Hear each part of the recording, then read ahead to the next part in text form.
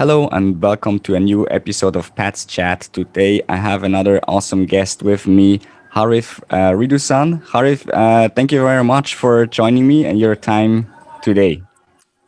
Hi, thanks, Patrick, for inviting me. Sure. Interesting. I say because you are the green carpenter. I found you on LinkedIn, following you there, and I thought you really have like interesting things to share. Green carpenter from me first when I saw that was like, oh, that's an oxymoron. That's like two mutually exclusive words, right? How can Yeah, a yeah, carpenter yeah. be green? Well, I think today we will learn a lot more about this. But first of all, as always, I would like to know a little bit more about your background. I know you're Malaysian, but tell me a little bit more. I could not figure out where you really grow up. So I was born in the US. My parents studied there when I was younger. And when I was 2 years old, I came back to Malaysia. And since then, I grew up here in Malaysia. And I studied in the UK for my degree. And 2008, I came back and I continued the family business.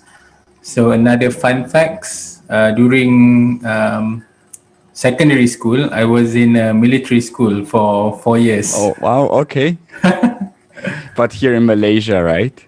Yeah, yeah, in Malaysia. Okay, cool. Oh, It's okay. So also green. We wear green also, every day. and green is like the topic I just figured out before. Like your name Harith meant in Hindi, right? Means green also. In Yeah, Arabic, that's ridiculous, but that is true. And recently, I got the confirmation from a friend that my name means green. I stumbled upon it like 5 years ago, but then at that point of time, I have no one to confirm it with. So, last 2 weeks, a friend of mine from Facebook, confirms it. So, it's quite interesting. weird. It, well, it's a coincidence. Maybe it's a good fit. Also in Arabic, you mentioned one of your post. It means the great line or the he who digs the earth, right? Or provider. It's very interesting how Yeah, well yeah, your yeah. name fit what you're doing today. Let's go back again because I read you have your entire family 10 kids, right? So you have 9 siblings. You're the first one. How was that? I mean, how is it to grow up in such a huge family?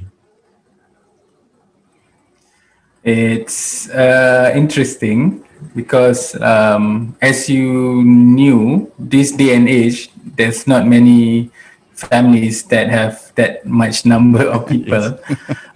So it was hectic growing up, but now it's easier for my parents now because we are all big. So, but what makes it work is, my mom. She always used to emphasize on system. So there needs to be a system to manage that amount of people, like labeling, like timetables, and responsibility or buddy systems. So I grew up a lot in system, and it also impact our business as well because we use a lot of system in our business so that Hmm. we can fully optimize things and make things work Yeah. better. Yeah.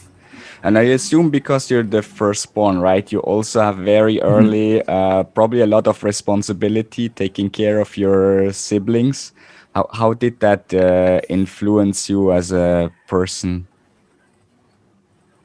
It gives me, I think it gives me more empathy toward people. Hmm.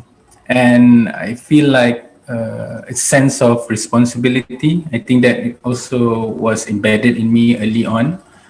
So those qualities, I think, makes me what I am today as well. I'm also a lot calmer when dealing with a lot of issues in one time because I'm used to dealing with a lot of internal issues. So I think those are some of the things that, I mean, like spillover of having a big family. Yeah, I can imagine. With so many siblings, a lot of conflict management to be done also. Um, Like for you, how many siblings do you have? only one, yeah. So you see, So that there's a very different spectrum, yeah. yeah, correct, right? But that's what I'm saying. Like, okay, I remember the conflicts that we had, and it's only like two of us, right? But if you're 10, right, then it's like, and maybe So also the imagine it 10 times. yes, 10 times, yeah, or maybe this goes even exponential because, like, what comes in addition, right? Is like the age difference, right? If you're like you're the oldest, the youngest, what is the age difference from you to the youngest one in the family?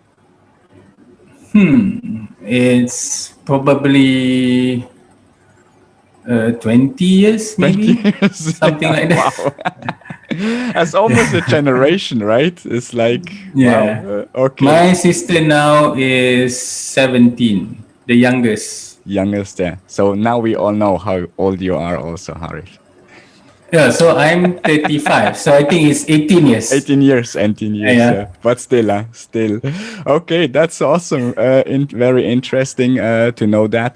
I read that you were always working like in the with your parents also in holidays, right? Since you were 10 years old.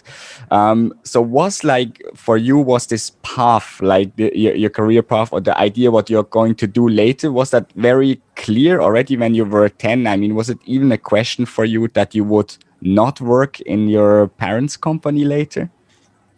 So I have to go to the work. I mean, to do the factory since I'm 10 years old. So I grew up in the industry. When school holidays, people go to holiday, I have to go work. At first, I don't really like the arrangement, but growing up and nowadays, I see the benefit of having that exposure early on, and it affects a lot of the decision that I make nowadays as well. Because when you grew up in the industry, you see the problem in the industry if you want to look at it. And for me, because I'm really curious about things, so I've always been looking into the industry in a way that what are the problems, or how can we make it better, and those kind of things. Mm-hmm. So when of course, as a firstborn, I was not to say groom, but I've been given the pressure of continuing the family business. Mm-hmm. So I even took my studies. I took management studies, even though I'm a science student. So it was in a way planned for me to continue the business. Mm-hmm. So in 2008, I came back to Malaysia and I joined the business officially. And after a few years, I've delved into the industry. We do like big projects, small projects, a lot of different kind of things. I started to question the industry itself because as for me as a person, I'm a naturalist. I like nature, and I'm more of a I have an environmentalist kind of view of the world because I love trees. I enjoy being in the forest and all that. In my military days, we used to do a lot of campings or expedition and all that, where we are surrounded by trees. Even our school is on top of the a hill, and it's surrounded by trees. So it saddens me a bit because like my industry involved directly with forests, so we are cutting down trees. And in 2012, I studied more about the business and found out that even though Malaysia is one of the top 10 manufacturer of wood products in the world, we have a very strong wood industry. Malaysia have exported to more than 160 countries, Yeah. but our issue is we don't really practice sustainability in terms of our manufacturing. We don't really care where the material comes from. There's a lot of waste being created in the industry, and that year as well, 2012, Malaysia recorded the highest rate of deforestation in either in the world or South Asia. I think it was in the world, so it really affected my view of the industry until to Yeah. the point that I feel like I don't really want to continue the business Mm-hmm. because of the way things are being run. Oh, okay. Yeah. So for me, I that was the turning point where I decided, okay, I want to do a green I want to move the industry or my business at least to a more sustainable way. Yeah. Mm-hmm. At that point of time, I thought like, okay, I want to make a green furniture. So, but I don't know what is green furniture. Where do I start? And it's very like what you say, right? It oxymoron to say like working with wood and to say that you're green, right? Yeah. So it's a difficult Mm, decision to make, one, and then two, to execute. mm, So yeah. I did a lot of studies in Malaysia. There's not many resources. Mm-hmm. Internationally as well, there's quite limited in terms of what is a green furniture. Mm-hmm. But the standard answer that I found was material. So I looked into materials, and because I was against cutting trees, I use a lot of recycled wood. So these are Oh. waste wood Mm. from industry like pallets, crates, cable drums, and wood from old houses. Oh, So I okay. started with that It's like because we are second-hand wood, if you yeah, want. yeah, Yeah, yeah. yeah, because we Reuse are it. Yeah. in Mm-hmm. yeah, because we are in the interior business, so we do a lot of interior work, Mm-hmm. and sometimes we have a lot of pallets lying around as well. Normally, we would throw it away, but because I wanted to do to study or to experiment with recycled wood, so we take it and we start using it. So I started my journey by using recycled wood as a material. Interesting, yeah. Can I maybe just ask one more question there? Because like you mentioned, like that was the time 2008 to 12, right? That you changed, and again that was a family business, and I saw like one of this a very beautiful picture of like your father working and you working side by side, and it looks exactly the same. You know, I had to look to. I said, oh, it's not you, right? It's your father. It's a beautiful picture, but what was like before we move into sustainability, right? Maybe you can give one or two more comments. What was like the process also that your parents or your father had to go through, because you said like, okay, the business you want to continue, but we need to fundamentally change how to do it to make it green. What was the process that your father was going through, or how did he receive like your ideas changing the business basically? So the business is founded by my parents actually. So my Mm, father and my mother in 1993. So the business model was we do a lot of projects for governments and corporates. Sometimes, so we deal a lot with. At that point of time, we deal a lot with one wood, and the other one is it's called paneling. So these are chipboards, plywoods, and a wood base, but it's not solid wood. mhm, So that is what everyone else is also doing. So it's nothing special about what we're doing. We did kitchen cabinet, we do cabinets, we do tables, chairs, but that is what everyone else is also doing. So when after a few years of joining officially, I decided to do a 100-year plan. So when I do a 100-year plan, so okay. I identify, okay, where we are going, or like where can we go, and how Mhm, can we differentiate or like continue the business in a way that can last a long time. So one of the thing was also the way we operate. How can we operate differently mm, compared to other companies, yeah. and Mm, how can we change the way we do business? mm, And initially, when I started to do the recycled wood furniture, mhm, it's it's not really something that is I officially or like put into the business and all that. It's more of my personal experiment, as I'm a trained carpenter, so I can make all these things, so it doesn't interrupt the business operation. So it's more of a side project. But for me, it's about um, experimenting with the concept, and I want to try this because nobody is doing it, at least to a larger scale. And for them, as long as it doesn't really bother the operation, they're still okay with it. But after a while, when there is traction, then we have to sit down and discuss.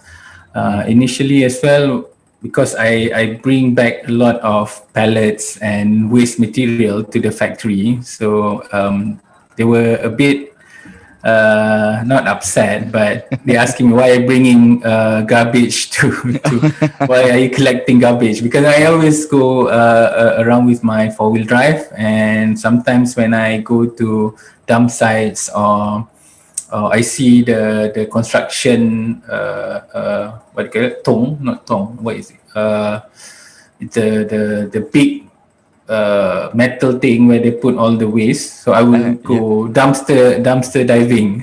Oh, So okay. it's something And weird grab for whatever my you think you can parents. reuse. Yeah, Yeah. yeah. Okay. Okay. So Interesting. at first it was like that. Why are you doing that? But after a while, when they see what I'm doing, and they see how it's benefiting Yeah. us, so they are slowly accepting it. And now we do it concurrently. So we do run our traditional business, but at the same Mm-hmm. time we do run our green business. But Okay. at the same Nice. time we are trying to move as much of the traditional business towards more green. Yeah. For example, Okay. now if we have projects, we can propose greener products or greener coatings Mm. and those kind of things. Yeah. So the Okay. idea is to have the assimilation of both Yeah. the old business and the new business.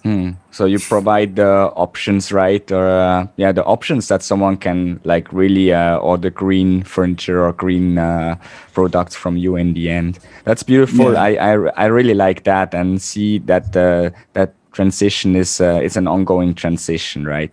So let's go back to this sustainability, right? And for me, it's also like a bit sustainability sounds like a hype word, right? Everywhere is sustainability, but you mentioned already like before this goes far beyond like the topic of deforestation and you plant a new tree for everything that you do, right? This is going like into green manufacturing, or what do you say, like even the sourcing of the materials, making sure that is like coming from a certified forest, maybe even the finishing the packaging. I saw even this one you all include really from A to Z when it comes to that. And the most interesting one, what you just explained, the waste management, where you're targeting a zero waste approach. Maybe you can explain this more like in more detail, like these aspects that you're working on. Sure. So it started off with working with only waste because I have at that time my understanding of sustainability is very little. So it's first I started with waste, but over this year I've been doing a lot of reading and research as well, and my understanding of sustainability now is way different than when I first started. Um, for example, when we talk about sustainability, it is not just about the material. It's about the whole process that is involved before and after the product are being made. So I've also created a framework where I call a proactive green system. So this is where manufacturers such as myself, but not limited to wood industry, can do sustainable manufacturing. So it's the study of the process and other stakeholders. So you look into the way you source, the design of the product, the material that you use, the glue that you use, the coating that you use, the Yeah. packaging, Okay. even the operation of the company. We are moving towards paperless operation. So those are the things that we have to look into and try to make each process greener. And of course, we cannot do all in one go. So that's why these past few years we've been slowly upgrading things and make it better. And this process will never finish, because once you finish, you have to go back and see if you Yeah. can make this process Still greener. better, Is right? there a better glue and those kind Uh-huh. of things? So Yeah. it's a process that is going to be repeating itself. Mm. And it's not just about the process itself. It's about people. It's about the stakeholders, government, the environment, the community. So these are all part of sustainability journey. Because when you talk about sustainability, it's not about the environment. It's about the long term, how we can sustain in the long term. And environment Understand. Yeah. is one of the big thing in sustainability. Mm. So now what I'm trying to do is, before this is more of me experimenting and trying to see if it works, if people buy it, how will it benefit my company. Yeah. That was the initial idea. But after years of doing it, now is when we started to talk more about it. Now is when I now talk a lot to media, to students, to industry people, because I've done this not to say study, this experiment, and it works. So people are buying into green, operation are more efficient, we attract better talents, and the Yeah. brand is doing well. So now is where I share with people my experience, Yeah. because I've gone through the process, and this is when I'm more active in LinkedIn now. Because for me, uh, in Malaysia, it's not really an issue of awareness anymore, Mhm. because people are aware of going green. It's especially the younger generation. You don't really have to tell them we have to go green. They want green already. So it's not the issue of awareness anymore. The issue is, there's two issue: availability and affordability. So availability, is it available? If you want to buy, I want to buy a green pen. Is there such pen in the market? If there isn't, then there is a one, but there's no supply. So that is one. Yeah. And then two, affordability. People think that green products are expensive. It's true to a certain extent, but there are a lot of ways where we can make products cheaply, not cheaply, but I mean like competitive. Yeah. So this Yeah. is why I'm looking to more activism towards business rather than public, Mm. because now public wants it, Yeah. but there's no supply. Yeah. Correct. Yeah. So and in terms of manufacturers or the supply side, there's a lot of misconception. Like for example, if I want to do a green products, they have thoughts that they have to invest a lot. You have to install solar panels. You have to buy new expensive machines or use material that is expensive. Those kind of things. So they prefer not to go into it Yeah. because they don't understand it. But for me, like a business, we need to make sure that we are, one, profitable, and two, can sustain in the long term. So the decision that I made internally is, of course, the environment is the beneficiary of what we do, but the business also need to survive and benefits from being sustainable. Mm. And Absolutely. Yeah. this nowadays we have enough knowledge to be able to um, protect the environment, at the same time profit from what we are doing. And this is why it's a critical time for us to see all other industries, all other businesses in the way we operate, because now we have enough knowledge to be operating in the most optimal and eco-friendly environment, Mm. like what we are doing. For example, in my gallery or office, we use a lot of natural lightings or light harvesting, meaning during the day we don't really need lightings. So we save a lot on lightings. We only use it for maybe photo shoots, or if it's at night, or if it's rainy. So we try to utilize as much natural or green practices that can affect us in with the least cost. And also utilizing our waste. As we are moving towards zero waste manufacturing, we try to see what kind of waste that we are creating and how do we use it. Like our main focus right now is the wood waste. So instead of throwing away the small pieces, the sawdust and the wood shavings, we actually use them for other purpose and also sell them. We used to have around 30% waste, but now we are around 5%. Oh So we wow, have that's impressive. we Yeah. we we move around there, but it's around there. It's still a long way to go. But the idea is once we get it to if we find ways to get to 0%, we can also solve industry issues. What we are trying to, what I always do is whenever I do something, it needs to solve not just my issue, but everyone's issue. So that is why now I'm also sharing the things that I do and my experience so that other people can actually, I don't know, not to say replicate, but have an idea of how we can Yeah. do it, because there's Yeah. a lot of theory going around. There's a lot of academician talks about sustainability, but there's very little practice being done Yeah. in the industry. You need to So I see it feel in the like, end, right? You need to yep, see the yep, example yep. and things that you're doing. I mean, and that's also why I really appreciate your sharing today with me and the audience about that. One of these examples that just came in my mind is like the trophies that you do. So there's always like these awards that are mostly done by glass or steel or metals, right? And I saw like this one example, and I think I put it here also, the pictures of like these awards made entirely of wood, probably of some of the waste that you had. So that's a beautiful example, and everyone can see that. Harith, one question I had, like when you were just talking before about the supply, but then also it's a question of resources. So your company can grow only if you find the right talents.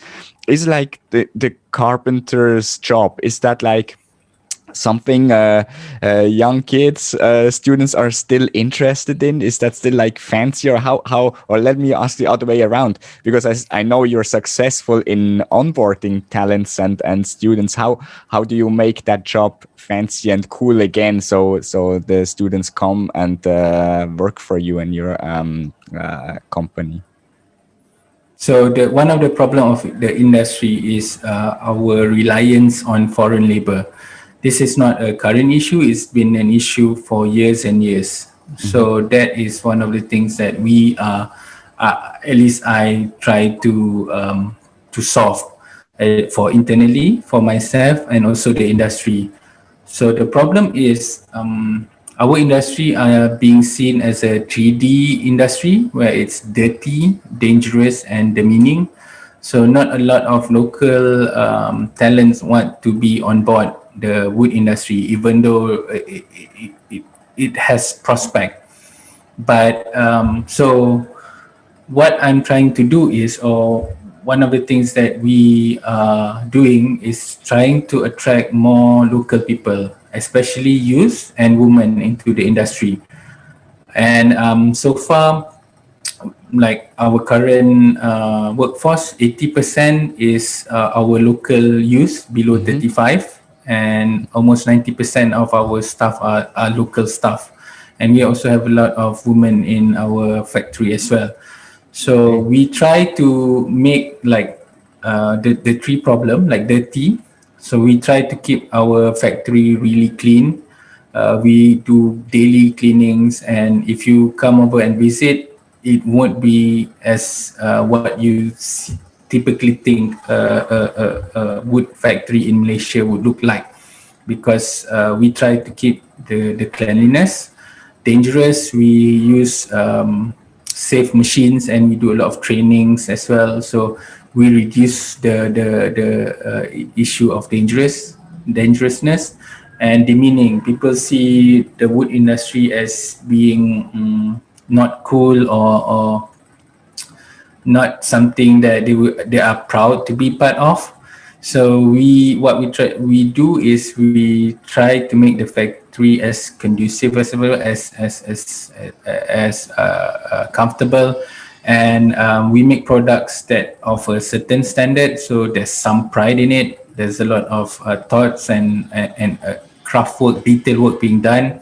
So they are somewhat proud of doing it. So this kind of thing is quite exciting to the youth, especially we do a lot of R&D and design. So they always have to work with new things. They always have to um, be a bit stressful, but in a good way, where they are being pushed to be more creative. It doesn't work with everyone, but it gives that a different kind of way a business operate, at least the wood industry in Malaysia. Yeah. Because our wood industry is, not to say stagnant, but it works in a certain way that is almost the same everywhere. So what we are trying to do is to create a concept factory where we try to do as much thing differently than industry. However, it needs to be replicable, because we want the concept to be adopted in a lot of different places as well. And that is why we do a lot of sharing, we do a lot of engagement with the industry, with the government, on how the industry or businesses can move towards Yeah. sustainable Yeah. operations. Okay, very interesting. What is the best way to reach out to you or the company when people are interested to join the company? Uh, so we have few brands. We have our product brands, Dapoware, Harith Green Carpenter, and the Green Factory. So these are our social media handles. So they handle the brands, and sometimes people do contact us through our brands. Or if you want to contact me directly, it's more on LinkedIn. I'm active there if you want to find me. So do reach out to us if you feel like you want to be part of the journey, or you want to collaborate, or you have ideas on how things can be move forward. Because I founded Green Design Malaysia on Facebook last year. Now we have around 1,000 plus members. So these are business people, designers, academicians, students, where we discuss on how we can use design or green design to solve a lot of our issue, business issues, environment issues, and all that. So if you want to be part of the conversation, do join us in the Green Design Facebook group. Awesome. Okay, cool. And we'll share all the links so it's easy Sure. for the audience to connect with you. Thank you very much, Harith. That was highly interesting. The time flies; it's crazy. I have so many more Sure. questions. Of But course. what is the next thing that we can look forward to from you and the company? What are the next projects? So we are doing a lot of online content right now, where we discuss or share on misconception of certain things. Like, for example, why does cutting down trees might be good for the environment?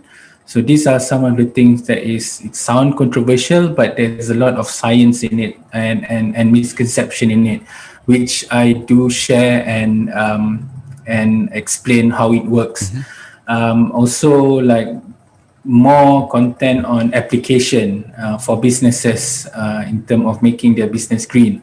More community projects where we get more designers to be involved in green design, more businesses to be in the sustainable business, and more of basically a movement to make Malaysia a sourcing hub for sustainable products and design. So this is one of my aim to make Malaysia the hub for Southeast Asia for sustainable products and design. So that is when the community comes in, the business community come in, the government comes in as well. So we would like to invite as much people to be part of the movement and be part of the discussion and help us solve the issue of the environment and also business sustainability. Awesome. A beautiful word to end this session. Thank you so much again, Harith. for joining me today and sharing your experience and your awesome knowledge about sustainability. I think now we understand a little bit better how green carpenter really can still work out. Thanks so much, Harith. Thank you for having me. Thanks. And thanks to the audience for watching this episode. I hope you liked it. Don't forget to reach out to Harith. Join his community on Facebook, follow him on LinkedIn, and learn more about these topics.